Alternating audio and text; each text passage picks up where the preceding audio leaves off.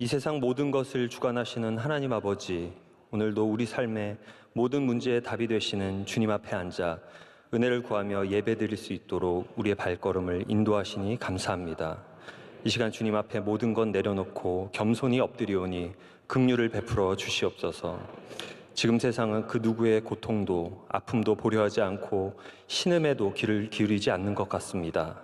서로의 진영을 비난하고 힘의 논리에 치중된 권력을 향한 맹목적인 질주 앞에 왜 싸워야 하는지, 왜 희생당해야 하는지 알지 못한 채 생명을 잃어가는 사람들의 피로 물든 전쟁을 멈추지 않고 있습니다. 주여, 세상 모든 사람의 귀를 열어주시옵소서. 겸손히 나의 생각과 결정을 잠시 미루고 세상에서 가장 비참하고 낮은 약자를 위해 죽으신 주님의 십자가 앞에 앉게 하여 주시옵소서. 그리하여 지금 이 순간도 한 형제인 인류를 구원하시기 위해 중보하시고 간구하시는 예수님의 음성에 귀를 기울여 우리의 생각으로는 알 수도 없고 찾을 수도 없는 평화와 화합의 제3의 길을 걷게 하여 주시옵소서. 대한민국에 은혜를 내려주셔서 핵의 위협으로부터 지켜주시고 코로나의 어려운 상황을 잘 이겨내며 위정자들이 하나 되어 국가의 미래를 준비할 수 있는 지혜를 허락하여 주시옵소서. 명성교회를 이 상처가 많은 세대를 고치는 도구로 사용하여 주시옵소서. 담임 목사님 전하시는 말씀을 통하여 듣는 이의 마음이 주님을 향하게 하시고 이 혼돈한 세상에서 오직 주님 앞에 모든 것을 내려놓아 참 자유와 기쁨을 누리며 살게 하여 주시옵소서. 원로 목사님 비전 선교 사역의 지경을 넓혀주시고 복음을 전하시기에 부족함이 없이 강건케 하여 주시옵소서. 사순절을 맞이하여 정오의 기도, 복음서 읽기, 한 끼 금식을 통해 말씀과 기도로 깨어있게 하시고 고통 가운데 신음하는 이웃을 돕는 작은 일에 동참하기를 하게 하심을 감사드립니다. 우리의 삶을 주님 흠양하시는 향기로운 산 제사로 올려드리기 원하오니 모든 성도가 자원하는 심령이 되게 하여 주시옵소서. 국내에 있는 교회의 모든 기관들과 어려운 상황이지만 예배의 자리를 지키시는 선교사님들과 함께하여 주시고 군 장병과 해외에 유학하고 있는 자녀들 지켜주시옵소서. 이제 말씀에 귀를 기울입니다. 담임 목사님을 통해 주시는 말씀에 큰 은혜 받게 하여 주시옵소서.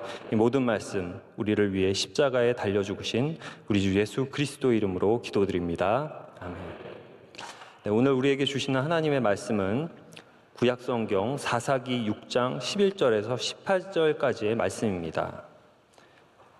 사사기 6장 11절에서 18절까지의 말씀입니다. 제가 가진 성경으로 구약성경 369면쯤에 있습니다.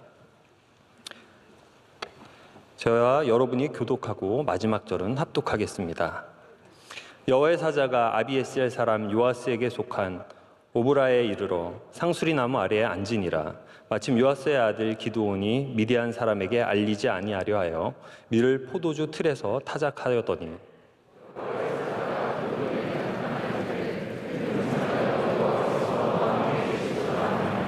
기드온이 그에게 대답하되 오 나의 주여 여호와께서 우리와 함께 계시면 어찌하여 이 모든 일이 우리에게 일어났나이까? 또 우리 조상들이 일찍이 우리에게 이르기를 여호와께서 우리를 애굽에서 올라오게 하신 것이 아니냐 한 그 모든 이적이 어디 있나이까? 이제 여호와께서 우리를 버리사 미디안의 손에 우리를 넘겨 주셨나이다 하니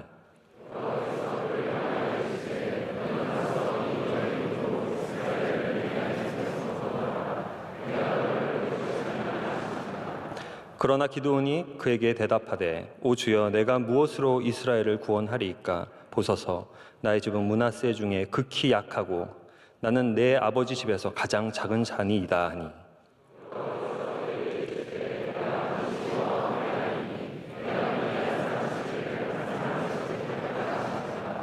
기드온이 그에게 대답하되 만일 내가 주께 은혜를 얻었사오면 나와 말씀하신 이가 주 되시는 표징을 내게 보이소서.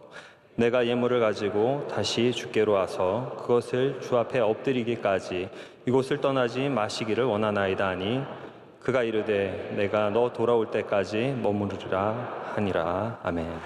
이제 말씀으로 은혜 받는 시간입니다. 담임 목사님께서 기드온의 부르심이라는 제목의 말씀을 전하실 때 큰 은혜의 시간이 될 줄로 믿습니다.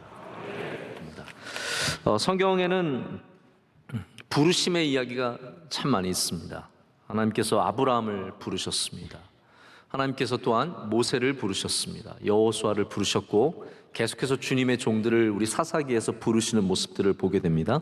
근데 여기에는 가끔씩 항상 똑같은 건 아니지만 패턴이 있을 때가 있습니다. 어떤 패턴들이냐면 사사기에도 여러 번 등장을 했지만 적합하지 않은 사람을 부르셔서 하나님께서 또한 하나님의 뜻을 맡기시고 주님의 일을 감당시키시는 모습입니다. 근데 이 기드온과 이스라엘의 모든 율법의 중심인 모세와는 굉장한 거리감이 있지만 또 굉장히 비슷한 모습이 있습니다. 왜냐하면 이 말씀 가운데 오늘 우리가 본문을 읽지는 않았습니다. 우리는 오늘 6장의 중간 부분을 읽었고요. 앞에 부분과 뒷부분을 읽지 않았는데 이 뒷부분으로 가게 되면은 여호와의 사자를 잠시만 기다려라.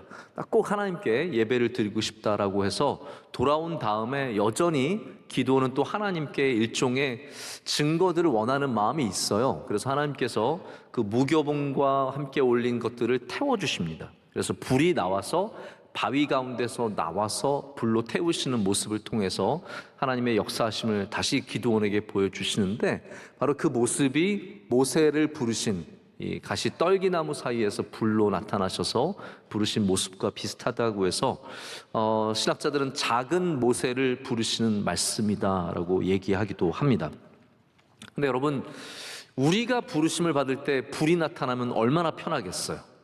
여러분 생각해 보세요. 만약에 여러분 불이 나타나면 하나님께 헌신하실 수 있으실 것 같지 않으세요? 그래도 불이라도 나타나면 왠지 내가 하나님께 헌신할 수 있을 것 같고 나의 인생을 바칠 수 있을 것 같은데, 여러분 하나님께서 우리에게 성령을 보내주셨습니다. 우리는 보이는 불이 아니라 우리 안에 함께 하시는 이 성령으로 말미암아 불보다 더 확실한 하나님의 은혜를 느끼게 됩니다. 저는 오늘 갈보리 딱 하는데 눈물이 팍 나오더라고요. 여러분은 안 그러셨습니까? 감정이 메마른 여러분들. 저는 갈보리 하는데 오부 예배 때도 제가 눈물이 났었는데 또 다시 들었는데 또 갈보리 하는 순간 이게 막 울컥 올라오는 거예요. 근데 여러분 그게 뭐 그냥 우리의 감정이겠습니까? 하나님이 주신 은혜가 아닐까요? 우리가 눈물 날 때 그냥 내가 뭐 슬퍼서, 여러분 전 슬퍼서 울지 않습니다. 전 슬픈 일 없습니다. 그러나 우리가 주님 앞에 눈물 흘리는 것은 하나님이 우리 마음 가운데 계시기 때문에, 어쩌면 밖에 보이는 불보다 더 뜨겁게 우리에게 역사하시기 때문에 우리는 그 주님의 부르심을 우리 안에서 확신할 수 있습니다. 여러분 그래서 불이 있는 인생들이 되시길 축복합니다. 여러분의 마음속에, 여러분의 삶 속에 하나님께서 불과 같이 임하실 때 그것을 느끼고 그 안에서 하나님을 만나는 그 경험을 통해서 날마다 우리의 삶을 재헌신하고 우리 삶을 돌아보고 우리의 헛된 것들을 불태우고 주님의 은혜로 다시 불타오르는 저와 여러분이 되기를 간절히 소망합니다. 자, 기드온의 이야기는 굉장히 깁니다. 제가 뭐 사사기 말씀 준비하면서 처음부터 기드온을 기다리고 있었는데요.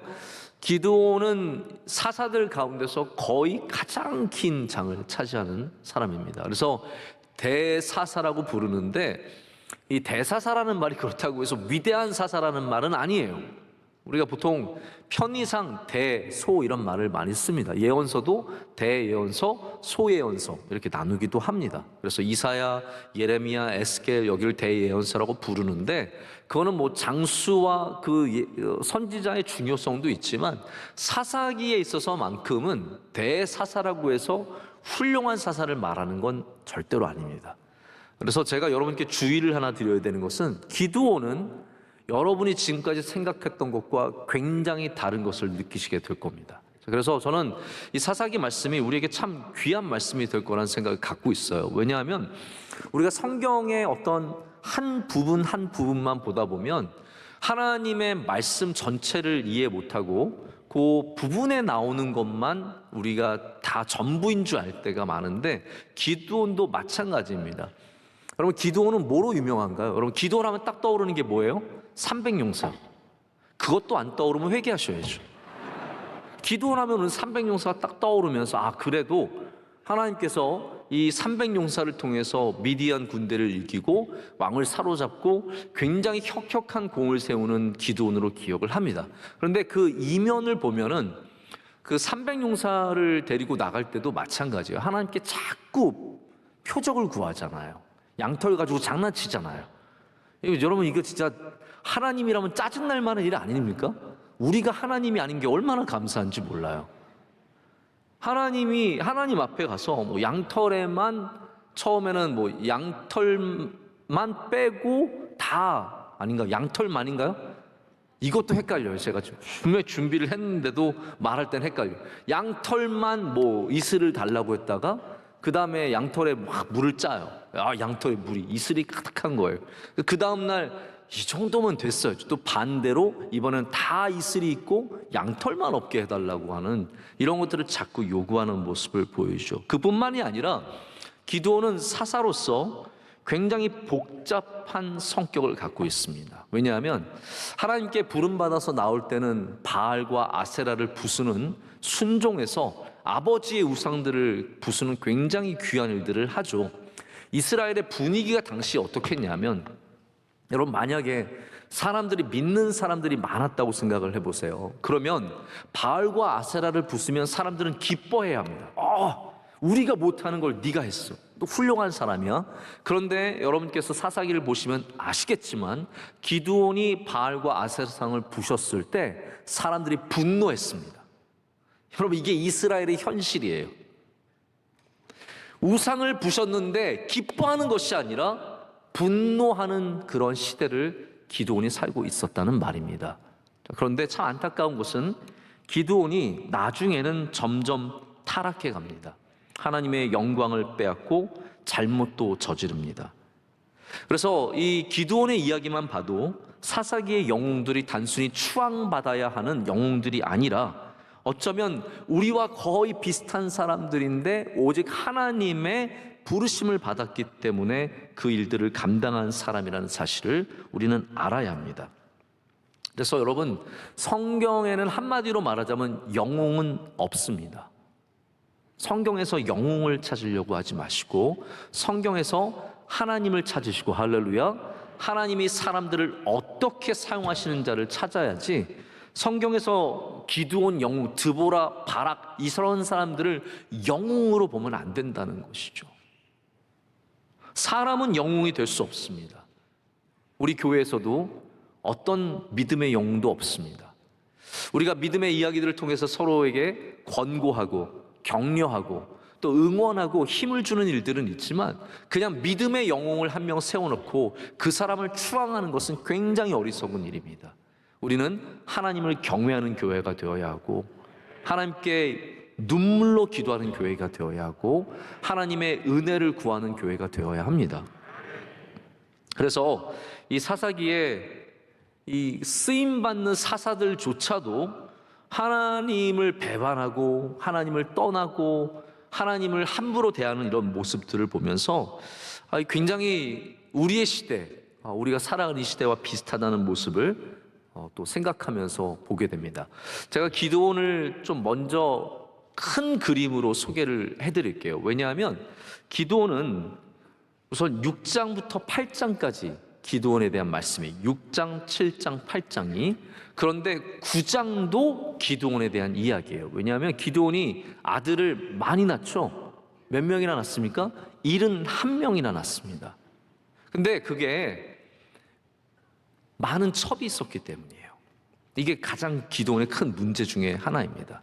성경에 뭐라고 되어 있냐면 왕은 뭘 많이 두지 말라고요? 아내를 많이 두지 말라고 분명하게 가르치고 있어요. 근데 기드온은 자기가 왕권은 거부했지만 솔직히 말하자면 자기가 왕이라고 생각했어요. 왕이라고 생각했어요.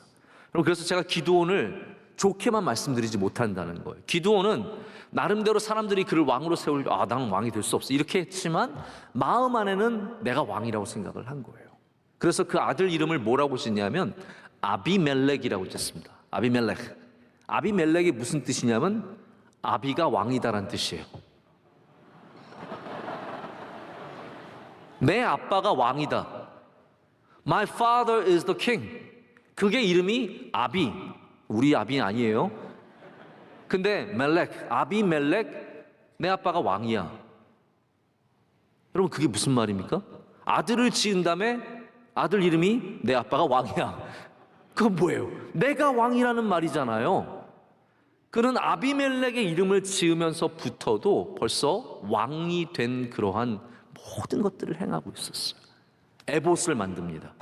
에봇을 만들어서 그걸 우상처럼 사람들이 섬기게 하죠. 아주 타락한 길을 걷게 되고 나중에 아비멜렉은 그의 형제 70명을 다 죽입니다. 이게 기드온의 집안이 되는 거예요. 제가 표를 하나 그려왔는데 제가 이 표를 보여드리면서 기드온이 어떻게 진행이 되는지 한번 좀 말씀을 드릴게요. 처음에 이제 기드온은 오늘 이제 말씀 가운데도 나오지만 포도주 틀에서 타작을 하다가 여호와의 사자를 만납니다. 저 포도주 틀을 좀 더 확대해서 한번 보여주세요. 제가 여러분이 포도주 틀을 오해하실까봐 제가 일부러 좀 보여드릴게요. 왜냐하면 여러분들이 생각하는 포도주 틀은 뭐예요? 그냥 뭐 나무나 돌이나 이런 것들로 그냥 포도주를 짜는 거죠. 하지만 실제로 이스라엘에서 많은 포도를 갖고 포도주를 만들기 위해서는 아주 깊은 웅덩이 같은 것을 팠습니다. 그래서 사람이 들어가고도 남을 정도의 공간이 있는 포도주 틀도 많이 있었어요. 그래서 잠깐만 이제 저를 봐주세요. 방송실 죄송합니다. 자꾸 이랬다 저랬다고 해서 만약에 여러분들이 포도주 틀에서 막 요러고 타작하고 있었던 기드온을 생각하면 착각이라는 거예요. 그렇게 이상한 모습은 아니에요. 그러나 분명한 것은 기드온은 사람들의 눈에 띄지 않게 포도주 틀 안으로 들어가서 그 깊은 웅덩이 안으로 들어가서 거기서 밀을 타작을 하면서 자신들의 곡식을 모으는 모습이 오늘 말씀에 나오게 됩니다. 자, 그 다음 다시 보여주시죠. 자, 그래서 이제 하나님의 사자를 만났는데 여기 이제 하나님의 사자가 나타나셔서 이 기드온을 부르시는 말씀을 듣고 기드온이 그 하나님이 행하신 불태우는 일까지 다 본 다음에 그 다음에 너무 하나님 앞에 두렵고 떨려서 제단을 짓습니다. 제단을 쌓죠. 하나님이 나를 죽이지 않으신 그것만으로도 너무 놀랍고 감사해서 여호와 살롬이라고 하는 제단을 쌓습니다. 저기 네모난 게 제단이에요. 제 나름대로 만든 제단입니다. 그게 여호와 살롬의 이름을 갖고 있는 기드온이 쌓은 제단입니다. 자, 그 다음에 그 이름이 어떻게 나오니? 우리 기드온 하면은 다른 이름 생각나시는 게 있을 텐데 바로 여룻바알이라고 하는 이름이죠. 여룻바알은 왜 얻게 되었냐면 하나님께서 그날 밤 바로 이 기드온에게 명령하시죠. 가서 우상을 깨뜨려라라고 명령을 하십니다. 그래서 기드온이 자기 아버지가 섬기는 바알과 아세라와 이런 우상들을 다 무너뜨리게 돼서 여룻바알이라는 이름을 갖게 됩니다. 자, 그 부분도 좀 크게 보여주세요. 저도 잘 안 보여서 조금만 더 크게 보여주시면 감사하겠습니다. 네, 그 부분이 바로 사사기 6장 28절부터 32절까지 나오게 돼서 바알을 부수는 자 여룻바알로 나오게 됩니다. 자, 그 다음으로 이제 4번으로 가면 바로 아까 말씀드렸던 양털의 기적과 함께 300용사를 통해서 미디안과 싸우는 장면이 나옵니다. 그 밑으로 내려가면 이제 미디안 왕을 물리치고 요단 동편까지 영토를 확장합니다. 요단 동편은 지금 여러분 어디냐면 요르단이에요. 그러니까 그 당시에도 이스라엘이 요단 동편까지 차지하기가 굉장히 어려운 때였는데 미디안이 갖고 있는 그 땅을 나중에 차지하게 될 정도로 아주 중요한 영토를 확장하는 굉장히 귀한 역할을 합니다. 자, 그 다음을 보시면 그 다음에 전쟁에서 이겨서 약탈을 해오죠. 그 다음에 가져온 금과 많은 물건들이 있었는데 그 가운데 기드온이 금고리를 다 모읍니다. 그래서 그 금고리로 뭘 만드냐 하면 에봇을 만들어요. 자, 에봇은 3개의 보석이 4줄로 있는, 그래서 다 합치면 몇 개겠습니까? 제가 별의별 거 다 하죠. 3, 4, 네, 여러분 그 정도는 아셔야죠. 이게 떨리면 안 되십니다. 3, 4, 12 했는데 뭐였더라 떨리면 안 됩니다. 제가 3개밖에 안 그린 것은 귀찮아서 양해해 주시길 바랍니다. 도대체 무슨 색깔을 더 써야 될지 몰라서 저희 1개입니다. 3개만 제가 그리고 말았는데 원래는 12개의 보석이 들어가는 에봇이라는 게 있어요. 에봇은 여러분 잘 아시다시피 제사장들이 주로 입는 이 제의입니다. 하지만 성경에 보면 에봇이 여러 종류로 쓰였던 것을 알 수 있어요. 사무엘이 어렸을 때 에봇을 입고 성전에서 일을 했습니다. 그리고 다윗도 여호와의 언약궤가 들어올 때 에봇을 입고 그 언약궤를 맞이합니다. 그래서 에봇은 하나님 앞에 나아가는 중요한 제2 도구라고 생각을 하시면 되는데, 문제는 에봇이 우상이 되었던 적이 있다라는 거죠. 바로 이 기드온 때문입니다. 기드온이 금고리를 모아서 에봇을 만든 다음에 에봇을 단에다 놓고 그것으로 사람들로 우상처럼 섬기게 합니다. 그래서 에봇이 우상이 되어서 결국은 기드온과 그 집안의 올무가 되어서 사실은 이것 때문에 기드온의 집안이 무너진다고 해도 과언이 아닙니다. 자, 그 다음에 이제 많은 아내를 두었어요. 여러분, 사람이 잘 되면, 잘 나가면 이런 식으로 흐트러집니다. 이 패턴이 거의 정확해요. 사람들이 잘 나가고 돈이 많아지고 귀한 일들을 하고 높아지면 이렇게 많은 아내, 쾌락 쪽으로 빠지기가 참 쉽습니다. 많은 아내를 두었고 71명의 아들만 71명이니까 비율로 따지자면 여러분, 여자애들도 그 정도 나오지 않았겠어요? 뭐 아들만 생산하는 기계예요? 아니니까 아마 아들, 딸 합치면 어마어마한 숫자의 자녀들이 있었을 것입니다. 자, 그 가운데 이제 아비멜렉이라고 하는, 아까 말씀드렸듯이 내 아빠가 왕이다, 내 아들에게 그 이름을 지어주고 왕이 된 기드온이 이 아비멜렉을 키웠는데 세겜의 첩에 나온 아들이에요. 근데 이 아비멜렉이 결국은 나중에 형제들을 다 모아서 죽이는 그런 일을 9장에, 그래서 9장은 아비멜렉의 이야기지만 사실은 기드온의 이야기가 이어지는 부분입니다. 그래서 결국은 기드온의 집안이 이렇게 참혹하게 맞춰지는 그런 이야기가 9장까지 나옵니다. 자, 이제 다 보셨습니다. 자, 잠깐 이렇게 기드온의 전체를 보여드리는 이유는 우리가 기드온을 300용사 하나로 봐서는 안 된다는 말씀을 드리기 위해서요. 우리 뭐든지 좀 끝까지 볼 수 있어야 하는데, 기드온의 참 안타까운 면은 이렇게 하나님께 충성되고 귀하게 쓰임받는 사람이 결국은 가면 갈수록 세상의 왕이 되고자 했고 하나님을 진실되게 섬기지 않고 자신이 높아지는 일을 하다가 결국 이렇게 집안 전체가 망가지는 모습이 나타났다는 겁니다. 자, 이제 다시 우리의 본문으로 돌아와서 이제 이스라엘이 다시 죄를 짓고 그 다음에 미디안에게 고통을 당하는 이야기가 오늘 말씀 가운데 나오게 됩니다. 이제 우리가 이거 하도 많이 들어서 반복되는 이야기고 당연한 이야기처럼 들려요. 사람들이 죄를 짓고 하나님을 떠나고 그 다음에 또 고통 가운데 있다가 하나님께 이렇게 사사를 달라고 요청하는 모습이 반복돼서 나오는 것이 이제 너무 당연한 게 느껴집니다. 근데 여러분, 미디안이라고 하는 종족은 어떠한 종족인지 아십니까? 아마 미디안 하면은 생각나시는 그러한 사건이 있을 텐데, 바로 요셉이 팔려갈 때 미디안 상인들에게 팔려갔습니다. 여러분, 기억나시죠? 제가 말하니까 기억나시죠? 네, 미디안 상인들에게 팔려갔어요. 그만큼 미디안 상인은 이미 오래전부터 이스라엘과 이 중동 지역을 오가면서, 애굽까지 오가면서 이렇게 유목민으로 지내고 상인으로 지내고 이동하는 민족이에요. 그렇기 때문에 이게 참 중요한 부분입니다. 제가 이 부분을 생각해 봤거든요. 왜 미디안일까? 왜냐하면 미디안은 유목인들이에요. 유목인들의 특징은 뭐냐 하면 별로 남는 게 없어요. 왜냐하면 항상 도시 문화가 흔적이 남지 유목민들은 흔적이 안 남게 되어 있습니다. 게다가 유목민들은 국가를 이루지 않아요. 유목민이 무슨 국가를 이룹니까? 우리 온 세계 역사 가운데 유목민이 국가를 이뤘던 적은 제가 볼 때 몇 번에 지나지 않아요. 그 중에 하나가 징기스칸이죠. 징기스칸이 유목민들을 모아서 거대한 나라를 만들고 제국을 만들었는데, 그 외에는 유목민들은 그냥 돌아다니는 사람들이에요.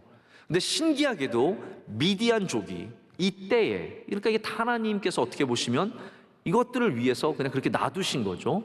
미디안 족속들이 모압 땅의 자리를 잡고 그곳에서 큰 세력이 됩니다. 그리고 그들이 바로 이스라엘을 괴롭히는 사람이 됩니다. 어떻게 괴롭혔냐면, 여러 사람들이 괴롭히는 방식이 여러 가지예요. 근데 미디안은 뭐로 괴롭혔냐면, 이게 참 치사한 겁니다. 먹는 걸로 괴롭혔어요. 다시 말하자면 이스라엘에 있는 모든 곡식들과 가축들과 이런 사람들이 먹을 만한 것들을 싹 다 빼앗아 가는 겁니다. 우리도 일제 강점기 때 그런 일들이 많이 있었다고 하지 않습니까? 우리가 열심히 농사를 지으면 일본이 다 수탈해 가고, 우리의 자원을 수탈해 가고, 우리의 먹을 거, 우리의 목재, 우리의 철 다 일본이 가져와서 정말 식민지를 삼고 식민지의 것들을 수탈하는 것은 제국들의 특성입니다. 그래서 이 미디안이 그렇게 굉장히 이스라엘을 힘들게 합니다. 어느 정도였냐면 이스라엘 사람들이 도망을 갑니다. 어디로 도망을 가냐면 산에, 오늘 말씀에도 나와 있어요. 이게 오늘 읽지는 않았지만 6장 첫 번째 부분에 보면은 2절에 보면 어떻게 도망갔는지가 적혀 있어요. 우리 2절 말씀 함께 읽겠습니다. 미디안의 손이 이스라엘을 이긴지라.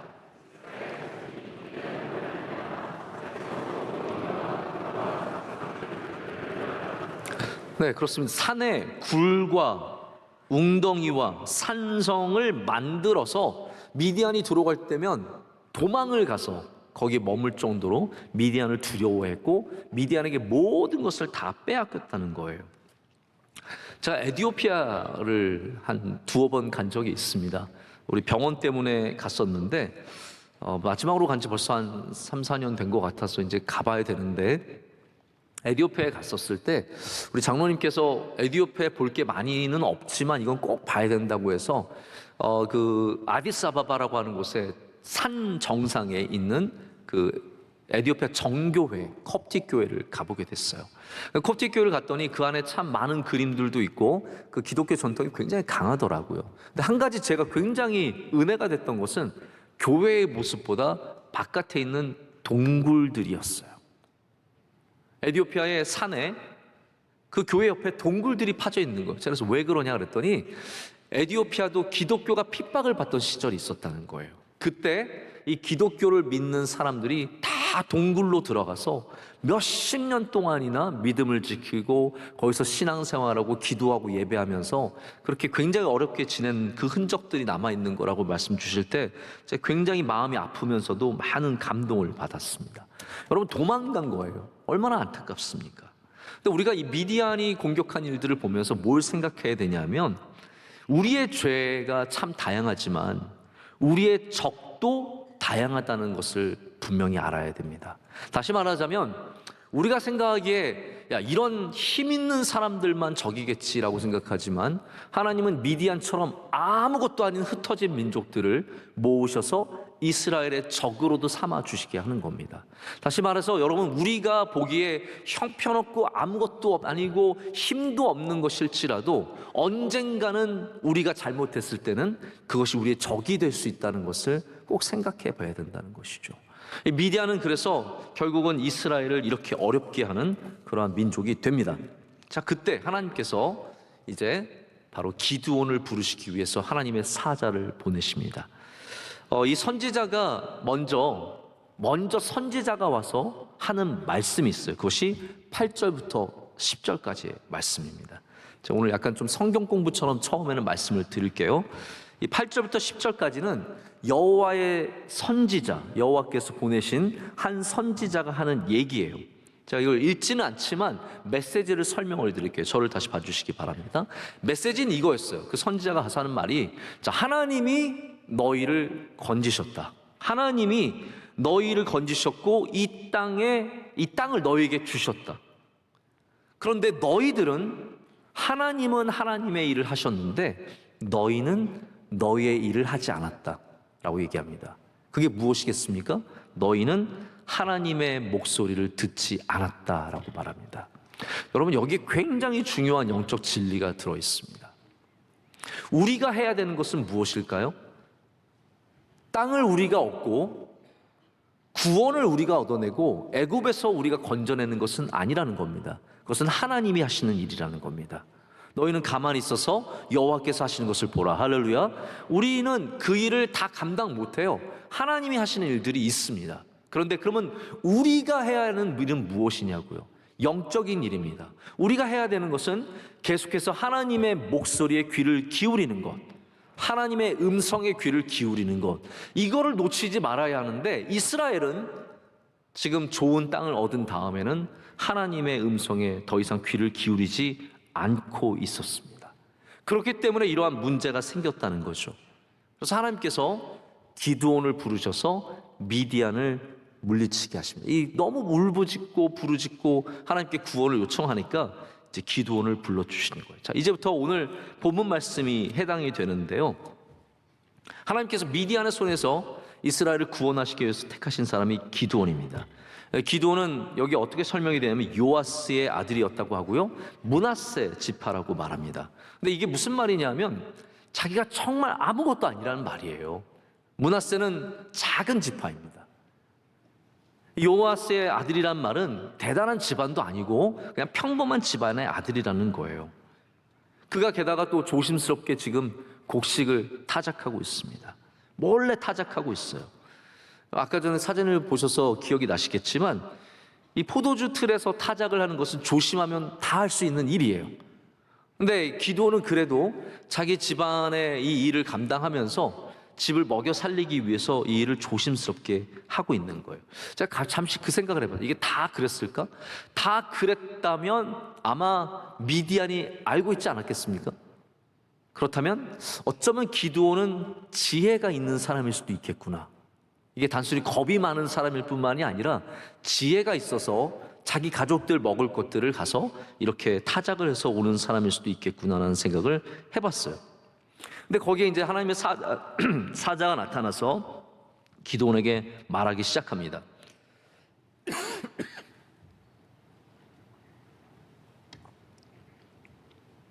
뭐라고 부르냐면요, 큰 용사래요. 큰 용사요. 자, 여러분이 포도주 틀에서 몰래 타작하고 있는데 여호와의 사자가 큰 용사요. 그러면 여러분 어떻게 하겠어요? 뒤에 누가 큰 용사가 있나? 이렇게 쳐다보지 않겠습니까?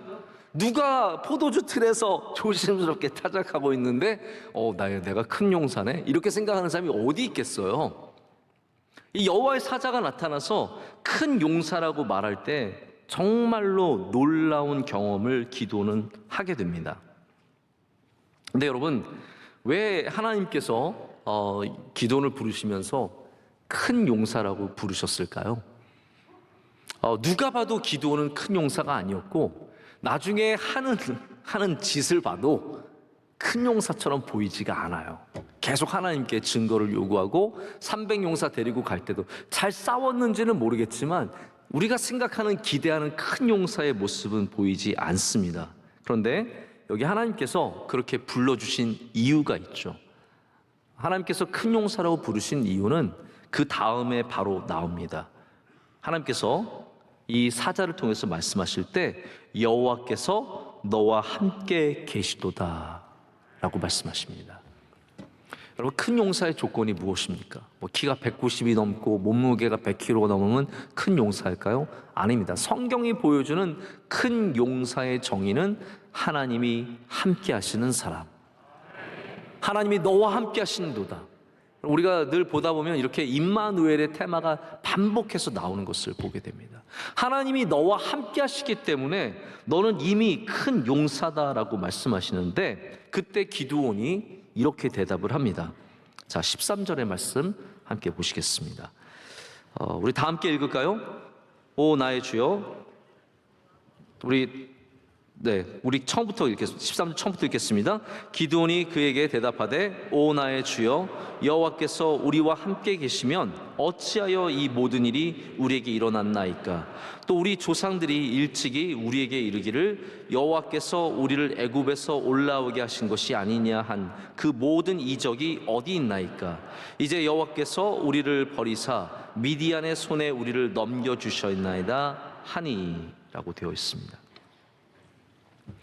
기드온이 반응하는 이 방식에는 긍정적인 부분과 부정적인 부분이 함께 들어 있습니다. 자, 긍정적인 부분부터 말씀을 드릴게요.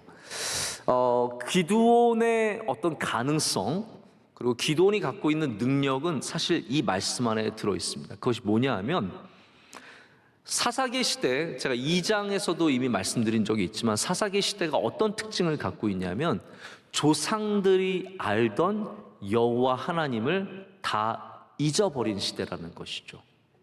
2장 10절에 뭐라고 되어 있냐면요, 그 세대의 사람도 다 그 조상들에게 돌아갔고 그 후에 일어난 다른 세대는 여호와를 알지 못하며 여호와께서 이스라엘을 위하여 행하신 일도 알지 못하였더라. 이게 사사기 2장 10절의 말씀이에요. 자, 이런 상황이라면 기드온은 하나님에 대해서 제대로 알고 있어야 합니까? 몰라야 합니까? 몰라야 돼요. 그런데 신기하게도 기드온이 뭐라고 얘기하냐면요, 다 알고 있는 것처럼 말합니다. 하나님께서 애굽에서 행하신 일, 우리를 애굽에서 건져내신 일, 이 모든 일들 다 행하셨잖아요. 우리 조상들에게 우리에게 가르쳐 주셨잖아요. 이게 다시 말하면 무슨 말이냐면요, 기드온은 믿음이 있는 사람이었다는 거예요. 이게 얼마나 놀라운 일입니까? 믿음이 없는 시대에, 여호와를 모르는 시대에 그래도 기드온이 그 사람들 가운데는 뽑힐 수 있었던 이유가 있는 거예요. 제가 아무리 기드온이 잘못된 길로 갔다고 말해도 사실 기드온은 하나님께서 분명히 뭔가를 보셨지 않았겠어요. 뭘 봤겠냔 말이죠. 여호와를 아는 그것을 보셨다는 겁니다. 여호와의 능력을 알고 있고 여호와의 행하신 일들을 알고 있는 많지 않은 사람들 중에 한 명이 바로 이 기드온이었습니다. 근데 부정적인 면을 말씀드리자면 이거예요. 자, 지금 기드온은 이 모든 책임을 하나님께 떠넘기고 있습니다. 왜 하나님 우리를 도와주시지도 않고 우리를 버리셨고 지금 왜 하나님은 어디 계십니까? 이렇게 얘기를 합니다. 이건 기드온이 하나님을 알고는 있지만 제대로 알고 있지 않은 것을 말하는 것이죠. 지금 이스라엘의 문제는 하나님이 안 계신 게 문제가 아니에요. 하나님이 역사하시지 않으시고 버리신 게 문제가 아니라 이스라엘이 하나님을 떠난 것이 문제잖아요. 대부분이 우리도 갖고 있는 문제도 이와 비슷합니다. 우리가 하나님께 기도할 때 하나님 왜 저는 안 도와주세요? 하나님 지금 살아계신 거 맞아요? 이렇게 얘기할 때가 참 많습니다. 그런데 그 시선 안에는 하나님을 믿고는 있지만 나의 잘못은 전혀 모르는 시선이 있다라는 것이죠. 지금 여기 기드온은 이스라엘의 잘못은 생각하지 않고 이스라엘이 하나님을 버린 것은 생각하지 않고 하나님이 지금 함께 하시지 않는 것에 대해서 불평을 토로하고 있습니다. 그런데 하나님이 참 놀라운 것은 참 인내심이 많으신 분이세요.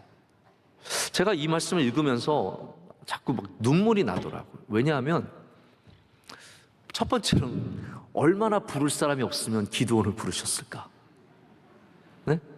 얼마나 부를 사람이 없으면 이 사람을 부르셨을까? 그리고 기드온이 계속해서 하나님께 불평하고 표적을 구하고 끊임없이 의심하고 하나님께 순종하지 않는데도 하나님께서 참으시면서 계속 말씀하시고 하나님께서 반응해 주시는 거예요. 양털에 이슬 내려달라고 하면 이슬 내려주고 양털만 내리지 않게 해달라면 또 그렇게 해주시고 하나님이 저 그런 모습을 보면서 왜 하나님이 왜 이렇게 참아주시나라는 생각을 안 할 수가 없었습니다. 여러분 무슨 기드온이 제갈공명이에요? 삼고초려하듯이 하나님께서 제발 당신이 오셔야 됩니다. 이렇게 지금 가서 기드온을 비시는 걸까요? 아니에요. 근데 하나님께서 역정을 내시지도 않고 화를 내시지도 않고 계속해서 응답해 주십니다. 우리가 이걸 통해서 알 수 있는 것이 한 가지 있습니다. 하나님은 은혜가 풍성하신 분이십니다. 하나님은 인내심이 많으신 분이십니다. 자, 우리의 부족함이 하나님의 결정을 취소시키지 않습니다. 자, 다시 말씀드릴게요. 우리의 연약함이, 우리의 부족함이 하나님을 절대로 포기하게 하지 않습니다. 하나님은 포기하지 않으시는 분이세요. 그래서 기드온을 고르신 다음에 이 기드온을 끝까지 붙잡아 주셔서 기드온이 하나님의 말씀에 응답해서 하나님 맡기는 사명을 감당하도록 끝까지 기다려 주시는 겁니다. 할렐루야. 그렇기 때문에 기드온이 끝까지 가서 미디안과 싸워서 승리하는 일까지 감당할 수 있게 되는 겁니다. 여러분, 하나님은 하나님의 종을 고르신 다음에 절대로 쉽게 포기하지 않으십니다. 근데 그 포기하지 않는 이유가 무엇일까요? 우리를 사랑하셨어요? 물론 그것도 맞습니다. 나를 너무 사랑하시나 봐. 내가 정말로 중요하나 봐. 근데 이게 이렇게 흘러갈수록 잘못 흘러가는 거죠. 내가 중요한가 봐. 이게 기도원의 생각이 그거였거든요. 하나님이 나를 계속 들어주시는 거 보니까 내가 중요한가 봐, 내가 귀한가 봐. 그러다가 왕이 된 거예요, 한마디로 말해서. 그런데 여러분, 우리를 하나님이 부르시는 이유는 우리가 뭐 귀하고 중요하고 그런 것도 있을 수 있어요. 근데 하나님께서 기드온을 부르신 이유는 기드온이 귀해서가 아니라 이스라엘이 귀해서입니다. 그거를 착각한 거죠. 기드온이 훌륭해서가 아니라 하나님께서 이스라엘을 사랑하셨기 때문에 이스라엘을 위해서 기드온을 불러주신 거예요. 여러분, 우리의 소명 가운데는 그 부분이 있다는 것을 절대로 잊어서는 안 됩니다. 우리가 신앙이 개인적이 되기 굉장히 쉽습니다. 하나님 나를 사랑하시고 나를 위해서 준비하시고 나에게 은혜를 베풀어 주시고 나를 위한 미래를 준비해 주시고, 근데 여러분, 그것도 틀린 말은 아닙니다. 그러나 하나님은 나도 사랑하시지만 우리를 사랑하세요. 이 땅을 위해서, 이 민족을 위해서, 이 교회를 위해서, 이 가정을 위해서 하나님께서 여러분 한 명 한 명 부르셨다는 사실을 잊어서는 안 된다는 거죠. 그래서 하나님은 쉽게 포기하지 않으세요. 이 나라를 살려야 하니까, 이 민족을 살려야 하고 이 시대를 살려야 하니까 기드온이 이렇게 자꾸 뻗팅기고 나오고 엉뚱한 거 질문해도 하나님은 참으시고 인내하면서 기드온을 끝까지 사용해 주시는 겁니다. 여러분, 우리가 하나님께 쓰임받는 것을 너무 개인화시키면 안 됩니다. 나의 훌륭함도 중요하고 나의 능력도, 나의 도덕성, 나의 모든 것들이 중요하죠. 그러나 여러분, 우리 누가 하나님 앞에서 완벽한 사람이 있겠습니까? 하나님 앞에 완벽한 사람은 단 한 명도 없습니다. 왜? 그러면 하나님이 우리를 참으시고 기다리시고 훈련시켜 주시고, 하나님이 훈련시켜 주시잖아요. 여러분, 훈련이라는 것을 가볍게 생각하시면 안 됩니다. 왜냐하면 훈련은 재정이 풍부해야 할 수 있는 거예요. 아무나 훈련 못 시킵니다. 훌륭한 사람들, 그냥 저절로 잘 되는 곳은 있지만 훈련시켜서 잘 되는 곳은 선진국이에요. 왜냐하면 자원이 있기 때문이에요. 하나님이, 다시 말씀드려, 우리를 훈련시키신다는 말은 하나님의 자원을 우리에게 투자하신다는 말씀이에요. 그래서 만약에 여러분이 어떤 훈련의 과정들을 겪고 있다면 그만큼 하나님이 여러분에게 마음을 두고 계신다는 사실을 아셔야 돼요. 나 이 훈련을 통해서 하나님께서 나를 길러주시는구나. 근데 다시 말씀드리지만 그것이 나의 잘됨과 나의 복을 위해서만이 아니라 바로 하나님의 큰 목적 때문이라는 거죠. 이 땅을 위해서, 이 나라를 위해서. 제가 어제 새벽에도 우리 다윗 아카데미 얘기를 잠깐 했지만, 우리 교회의 훈련 기관 중에 다윗 아카데미가 참 중요한 기관 중에 하나입니다. 우리는 젊은이들을 잘 기르기 위해서, 또 우리 하나님께 헌신시키기 위해서 어린 나이 때 잘 선택을 해서 많은 훈련을 하고 있어요. 근데 여러분, 말이 훈련이지 정말로 많은 자원이 필요합니다. 우리 다윗 아카데미 학생들을 훈련시키기 위해서 대학 교수급 집사님들이 수십 명이 붙어 있습니다. 생각해 보세요. 그 일이 쉬운 일입니까? 대학 교수님들이 뭐 주중에 놀다가 주일날 교회 와서 가르치시는 게 아니잖아요. 주중에도 가르치고 힘들고 바쁜 삶을 살지만 이 학생들을 위해서 주일날 봉사하시는 거예요. 1부 예배 나오시고 2부부터 계속해서 수업하고 가르치고, 그리고 또 저녁에 나오시는 거예요. 여러분, 이게 얼마나 대단한 투자입니까? 저희가 또 다윗 아카데미 학생들을 위해서 우리 대학생들의 해외 연수를 저희가 매년 여름에 보내거든요. 그를 위해서 또 교회가 투자해야 되는 것들이 있어요. 자기들도 좀 내지만 교회도 여전히 투자. 그래서 다시 말하자면 훈련이라는 것은 굉장한 투자가 필요한 것입니다. 하나님께서 기드온을 포기하지 않는 이유가 무엇일까요? 이스라엘을 사랑하시기 때문에 그만한 투자할 가치가 있다고 보셨던 거예요. 그래서 참으시고 기다리시고 들어주시고 응답해 주신 겁니다. 여러분, 바라기는 여러분이 하나님께 훈련받을 때 내가 귀해서 교만해지지 마시고 하나님의 뜻이 있기 때문이라는 사실을 꼭 기억하시길 바랍니다. 하나님께서 더 귀한 것을 위해서 나를 쓰시기를 원하고, 그냥 우리 이제 부자 되고 나 그냥 유명해져서 높아지고 나 잘 먹고 잘 살고 나 혼자 건강하고, 그것이 하나님의 목적은 절대로 아니라는 거예요. 여러분, 복을 너무 개인적으로 축소시키지 마십시오. 할렐루야. 모든 복은 하나님의 목적이 있어야 아름답습니다. 그 복은 그냥 혼자 잘 먹고 잘 살라고 주는 복이 아니라 하나님의 크신 뜻을 위해서 주시는 복이라는 거예요. 제가 그래서 우리 가끔씩 사업하시는 집사님들 만나고 우리 실업인회 가게 되면은 여러분의 복을 우리 하나님의 귀한 일들을 위해서 이렇게 잘 헌신해 달라고 부탁을 드립니다. 그건 제가 교회가 여러분 돈이 없어서 부탁을 드리는 게 아니에요. 하나님께서 주신 복이 무엇인지를 알기를 원하기 때문에 말씀을 드리는 겁니다. 여러분에게 복이 있거든 하나님께 쓰임받는 복이 되도록 여러분 깨어서 자기를 낮추고 하나님 앞에 겸손한 자세를 갖는 저와 여러분 되기를 간절히 소망합니다. 말씀을 제가 정리하고 맺도록 하겠습니다. 기드온은 누가 봐도 큰 용사가 아니었습니다. 그러나 하나님께서 그와 함께 하시기로 작정하셨고 그로 말미암아 기드온은 큰 용사가 됩니다.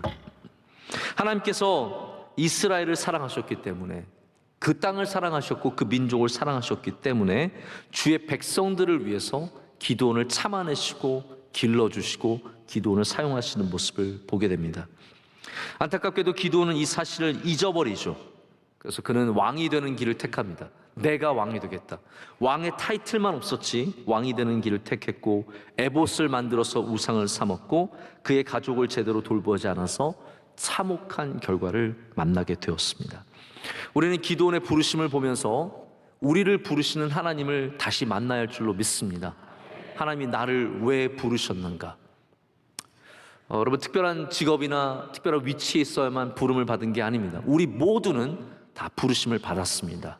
그렇다면 부르심을 받은 이유가 나 혼자 잘 되는 것이 아니라 하나님의 뜻을 이루는 것이라는 것을 기억할 때 우리는 기드온처럼 잘못된 길을 가지 않고 다윗처럼 바른 길을 가게 될 줄로 믿습니다. 여러분 안에 항상 새로운 부르심이 뜨겁게 임하는 그런 은혜가 있으시기를 축복합니다. 우리 함께 찬양하시겠습니다. 함께 찬양하실 때 약한 나로 강하게 함께 찬양하겠습니다.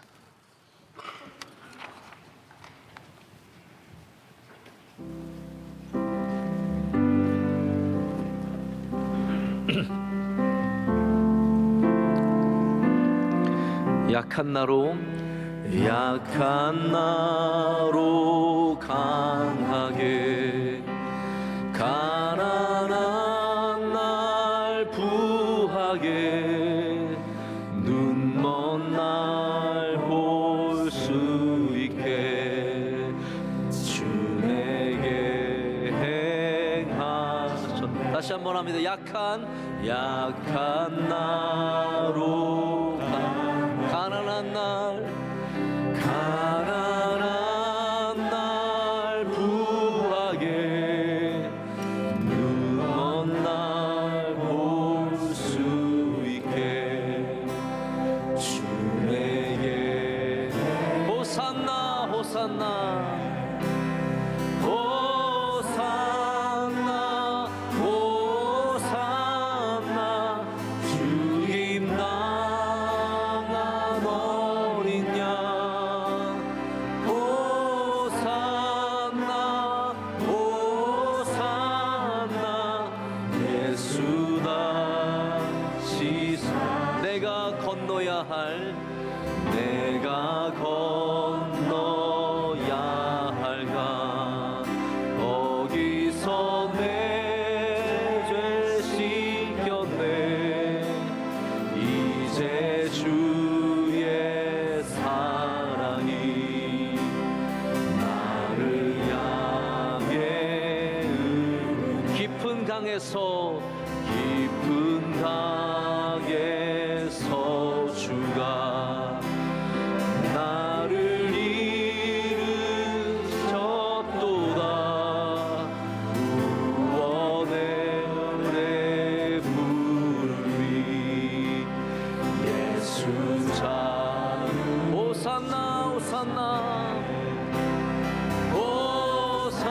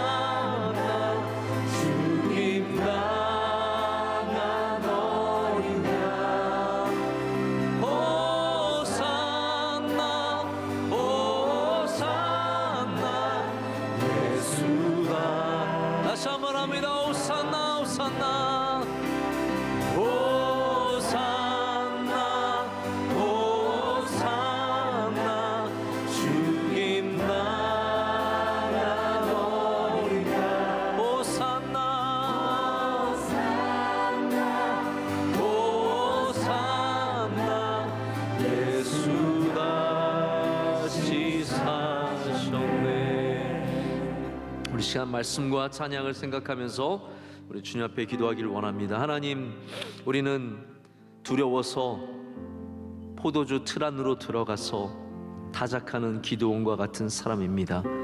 그런 우리들을 불러주시고 큰 용사라 칭하여 주시고 하나님의 일들을 맡겨주심을 감사합니다. 하나님, 그렇지만 하나님, 우리가 하나님을 여전히 의심하고 하나님을 온전히 믿지 못하고 하나님이 행하시는 일들을 알매도 불구하고 믿음으로 서지 못했음을 주님께 회개하며 고백합니다. 하나님, 우리의 믿음 없음을 불쌍히 여겨주시고 우리에게 믿음을 허락하여 주시옵소서. 약한 우리를 강하게 하여 주시고 가난한 우리를 부하게 하여 주시옵고 볼 수 없는 우리를 보게 하여 주시옵고 주님의 놀라운 일들을 우리 가운데 행하실 줄로 믿습니다. 주님, 이 시간 오셔서 우리에게 말씀하여 주시고 우리의 심령 가운데 불로 나타나셔서 우리를 불러 주시옵소서. 응답하는 주의 종들이 되게 하여 주시옵소서. 뜨겁게 성령으로 역사하여 주시오며 새로운 사명을 이루어서게 하여 주시옵소서. 우리 두 손 들고 주여 삼창 기도하겠습니다. 주여, 주여, 주여. 하나님 아버지 감사합니다. 오늘 우리를 불러주시고 함께 하여 주시옵소서.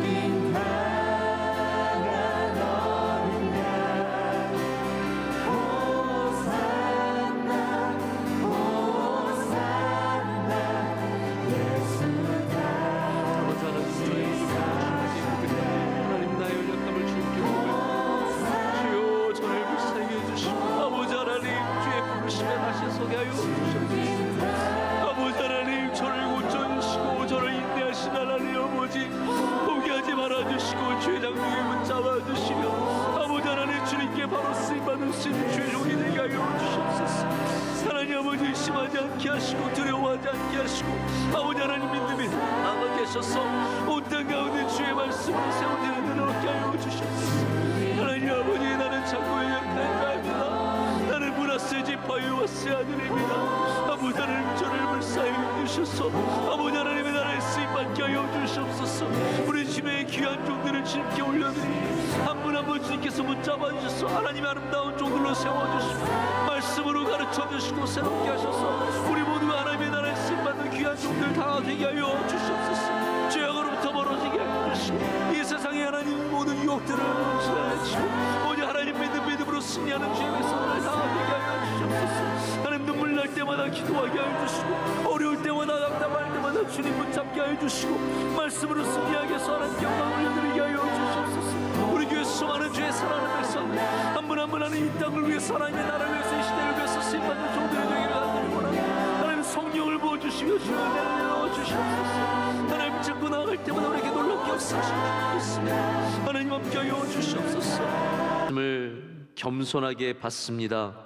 하나님, 눈물로 젖어진 우리 땅에 이 말씀의 씨앗이 뿌려지게 하시고 하나님, 이 말씀이 우리 가운데 불같이 임하게 하여 주시옵소서. 하나님, 뜨거움을 잃어버리고 그냥 세상이 흘러가는 대로 우리도 함께 흘러가며 그렇게 살아왔습니다. 하나님, 이 시간 다시 이곳이 주님이 우리를 부르시는 그 가시 덤불 앞이 되게 하여 주시옵소서. 떨기나무 안에서 불타시는 하나님을 만나게 하시고 그 뜨거움을 다시 경험하게 하여 주시며 하나님께 가까이 나갈 때마다 더 주님을 경외하는 마음으로, 더 겸손한 마음으로, 더 주님이 주신 사명을 기억하는 마음으로 나아가서 우리 기드온의 길을 걷되 기도원의 마지막이 되지 않도록 좀 우리 가운데 역사하여 주시옵소서. 하나님, 우리가 무엇이간데 이토록 기다리시며 인내하시며 참으시며 은혜를 베풀어 주십니까? 하나님, 우리는 끊임없이 의심하고 두려워하고 걱정하고 주님을 자꾸 떠나가는 연약한 자들입니다. 하나님, 그 은혜를 거두지 말아 주시옵소서. 우리를 참아주시고 우리를 훈련시켜 주셔서 우리 하나님께서 귀하게 쓰시는 종들이 다 되게 하여 주시옵소서. 하나님, 이 시대가 추수할 때인데 하나님께서 추수한 일꾼을 기다리심을 분명하게 믿습니다. 모든 주의 종들이 하나님, 나의 안위와 나의 복만 생각하지 않게 하시고 주님의 그 크신 뜻을 바라보게 하셔서 이 추수의 때에 쓰임받는 주의 종들이 다 되게 하여 주시옵소서. 예수님의 이름으로 간절히 기도드립니다. 아멘. 이제는 우리 주 예수 그리스도의 크신 은혜와 하나님 아버지의 영원하신 사랑과 성령님의 함께하심과 임재하심이 주의 부르심 앞으로 다시 나아가는 주의 모든 사랑하는 성도들에게 이제로부터 영원토록 함께하시기를 간절히 축원하옵나이다. 아멘.